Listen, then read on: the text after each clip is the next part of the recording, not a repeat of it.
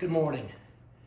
This week we've been trying to look at the 100th anniversary of the National Negro League. And we've been looking at some of the great baseball players who were able to play in the National Negro League, but then made it into the National Big Leagues and really helped us to confront racism and helped us to try to move towards learning to live with an integration in our culture, our society. Today I wanted to look at Willie Mays. Willie Mays is one of the greatest baseball players in the history of the game.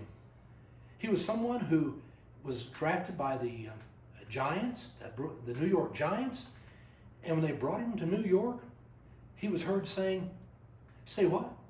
Say who? Say where? Say hey." And a sports writer said, "This is the Say Hey Kid." Well, it caught on and that became his nickname. I grew up hearing all about the Say Hey Kid. Willie was so much fun. A beautiful smile. The man was incredibly fast, incredibly talented. He could hit the ball into the upper deck, and yet he could steal a base. He was always pushing faster and faster, and people loved him. The way that Willie really did help integration was you couldn't help but love him. He was so much fun to be around, to watch him play. He was so good and so exciting. It was easy to root for Willie Mays. You didn't think about him being black. He was a great human being, a baseball player. I remember as a boy growing up, watching Willie Mays, being a great fan of Willie Mays. I had no idea the struggles that he had to go through and where the world was. He was born in Alabama, and his mother died when he was very young. So his father was the great influence on his life. His father played in the Negro League there in their hometown, and he had Willie as a young boy, 10 years old, come and sit on the bench with him. He helped him learn the game. Willie and his father were very close. But the fascinating thing is when Willie was in high school, he also was the quarterback for the football team.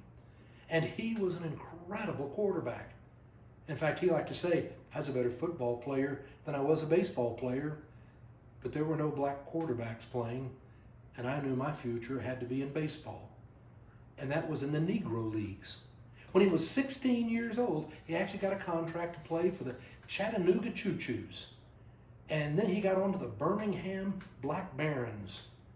He played with them for a while, until finally in 1951, when he graduated finally from high school, he was given this contract to come into play with the New York Giants.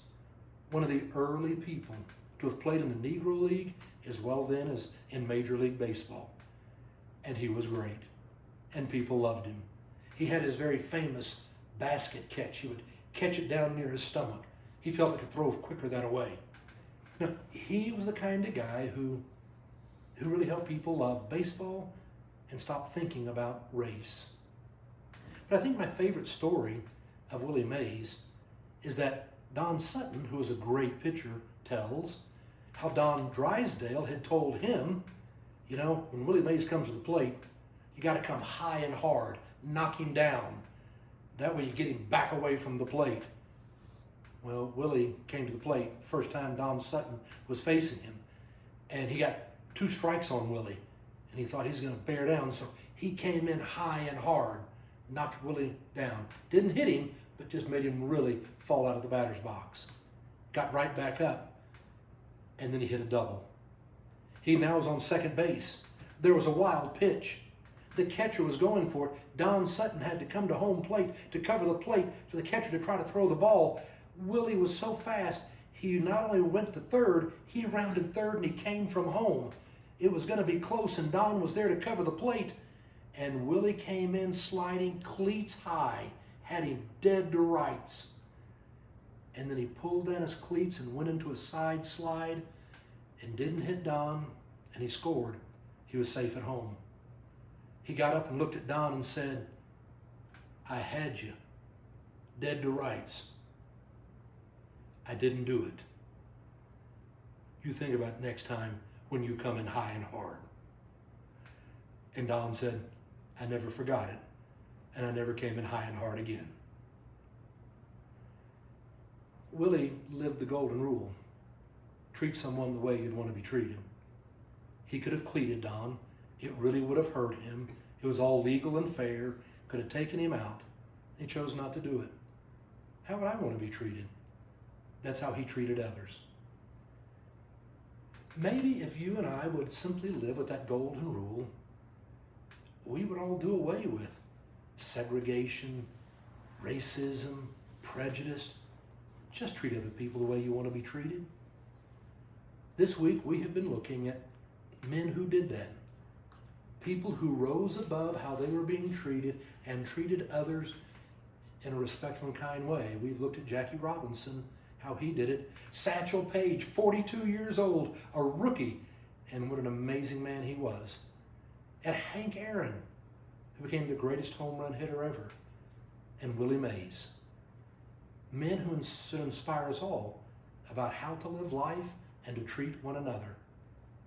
So two of these people who managed to move from segregation to integration, they came across the bridge.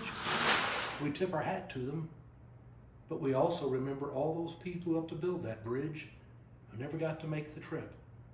So on the 100th anniversary, and to these four incredible men, I tip my hat to honor, to recognize all that they did to help to make us a better country. Thank you. We're all going to go out and live the golden rule. Have a great day.